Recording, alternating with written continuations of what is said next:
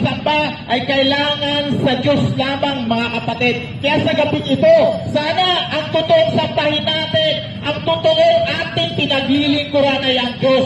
Sabi ng isang nagsulat sa awit, merong mata, hindi makakita.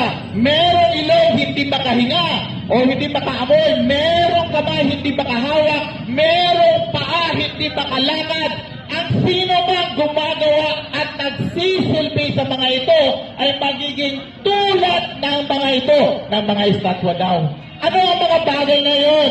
Ito po yung tinatawag natin na kahit madinig nyo na ang buong katotohanan, kahit nabasa nyo na sa banal na kasulatan, hindi nyo pa rin pakikinggan. Napakatawag po natin yan, manhid. Wag ho!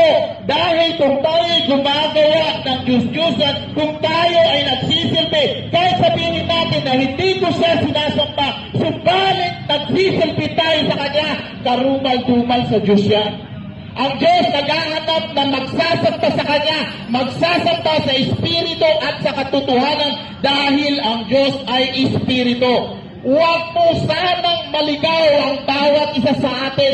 Huwag sanang ikahiya ang totoong Diyos. Ang totoong Diyos hindi nakikita. Ang totoong Diyos na pinagsisilbihan ay ang Diyos ni Abraham, ang Diyos ni Isaac, Diyos ni Jacob at Ama